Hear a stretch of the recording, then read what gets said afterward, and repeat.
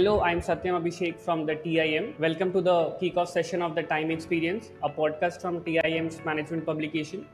Here we ask questions about the new world order being shaped by technology, design, and innovation, and how students and candidates must prepare themselves in a completely new manner to survive, thrive, and find meaning in the emerging future. I'm joined today by Mr. Yagnesh Kumar M, a senior manager at Walmart Global Tech. Hello, Yagnesh. Yeah, to start with, I will go with my introduction. So basically, I'm in this industry for close to 14 years now and joined my initial first job as part of my campus placement. And I joined as a full stack developer at Maverick Systems, and I've been there for 3 years. Then moved to again, it is more of a full stack as well as DevOps responsibilities, so that I got an exposure towards end to end of how you build the system and how you deploy the system. How did you find your niche? To be frank, right, I didn't had any thoughts about career or job till my final year. I mean, like till my last semester, I didn't had when the campus started coming in.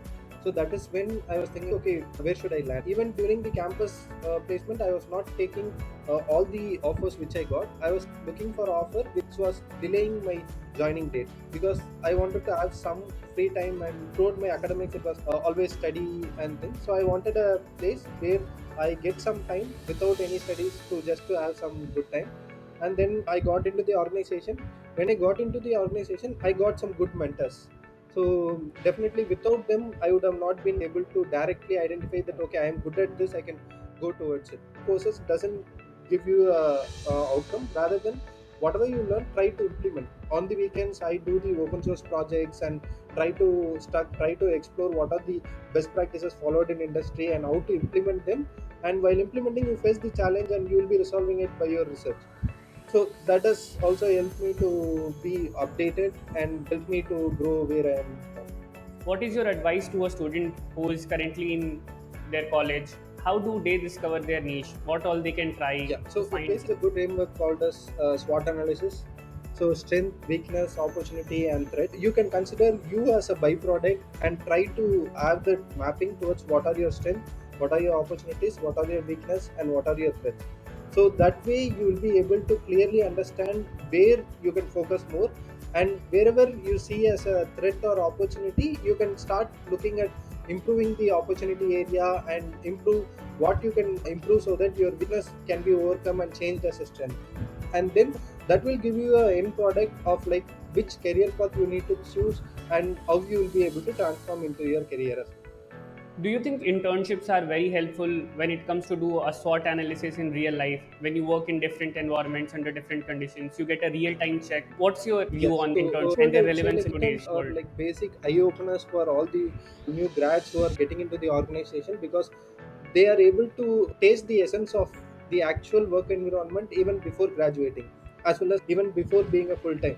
So that way they will be able to understand. They will also have a flexibility in going around all the domains and all the verticals. So that way they know, like, I'm good at development, or I'm good at quality assurance, or I'm good at product management. Since you would have played all the role, and even now the organization are not treating interns just a trainee, rather than they are giving them the actual responsibility of the role which they have came in.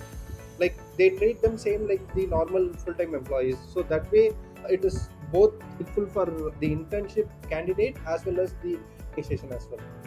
Students nowadays struggle a lot between internships and academics. A lot of students still focus more on academics. They tend to get more marks and they miss out on Yeah, the so internship basically, opportunities. What is I your would message say for them? this is a very valid, good question, right? Even before getting finishing my graduation, if I focus on my job, automatically my graduation will be under stake, because end of the day, after whatever marks I score, that will be the one which judges where I can step in. Even though I have a good development experience or whatever it is, but getting into an organization as a fresher, my CGPA matters more compared to the experience or knowledge I have, right? Because that is where the screening happens. So where I would suggest is that have a balanced focus. So you need to time box it properly. Also have a schedule. So that way you are not focused on your internship as well as less focused on your academics. Have a balanced focus and make sure you have a right balance of time for both allocated to during your internship. And also post internship, make sure you're reducing the percent for your practical exposure and focus more on CGPA. Yagnesh, with the generative AI coming in, there is a lot of nervousness around the SD roles. and there is a constant tension in the market that these jobs will go away. Can you give us some clearer Generative idea AI, about right? it? So when you say it as AI, machine learning, or Gen AI, or anything for that matter, they are more supporting for the human resources rather than they will not be able to overcome human resources. For example, whatever at the end of the day, there should be a human touch towards it. Direct end user cannot ask a Gen AI to get a solution because at present the direct end user doesn't know how to share their problem statement. We as humans will still have more exposure and experience towards understanding the problem statement, and then with the support of Gen AI and other mechanism which is going to evolve in the future, be able to arrive the solution easily. But that doesn't mean the jobs are going to go off. It is going to support the SDEs to accelerate and deliver it faster rather than totally eradicating the support of developers. So how can the students who are currently in their college keep up with this generative AI? User of generative Gen AI, and the other one is a person who creates Gen AI, creating machine learning models and AI based solutions, right? So you need to understand which persona you want to be. If you want to get the benefit of Gen AI and be a user, then you need to be more strong with how do you prompt your problems rightly to get the solution. And once you get the solution, it is not going to be a tailored fit for your problem. You need to build on top of it, so that way prompt engineering should be one thing if you are a user.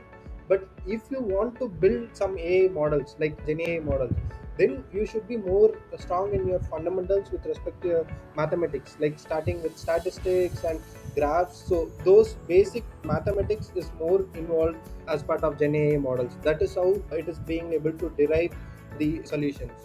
So what are the key adjustments as the placement season for 24 hasn't been so good as you must have seen in the news? So what are the key adjustments we should make at this point of time? There are two things, right? One is things under our control and things which is out of our control. We will not be able to do anything which is out of our control, whereas the general ecosystem and the current situation of the industry. But things which are in our control, right? How we keep up ourselves towards the current market standards and be an outstanding performer against your college mates or against the generation which is going to come out of college. So you need to make sure how you differentiate and market yourself in the current coming era. So that is where you need to more focus on the marketing perspective of you. Were there any skill gaps on day one of your job that caused difficulty to you, as in the gap between what you Yeah, studied in so college and what you have to do in the yeah, so industry? during this time, I think people are more close to the organization, but the time when we graduated, it is a total shift of culture. And first thing to start with is a communication, is what I would say. The communication was totally different in the organization versus the communications which we had during our college times. So where I need to focus more on the business communications. How do I communicate with my stakeholders? How do I communicate with my peers so that I'm more crisp, more clear, and able to convey what I wanted to say, instead of like during our college days, whatever we communicate, it should be in an elaborated way. That is where we get more marks. But when you get into your job, your communication should be more crisp and to the point. So that is one thing which I have upskilled myself, and that was a gap when I had moving from my college to my first job. So I cannot go to everyone every time for a doubt or solution. I need to first invest my time in identifying the solution, and then only I will be able to get a solution. And no one will be immediately coming to you and sitting like your college friend or your lecturer to give you the answers. Right. The traditional education system in our country focuses Yes. a lot more on technical skill compared to soft skills. And this is where I think students face that Yeah. industry gap, this soft skills area. How can students work on these soft skills while they're still in Yeah, so college? basically attend, try to be part of seminars.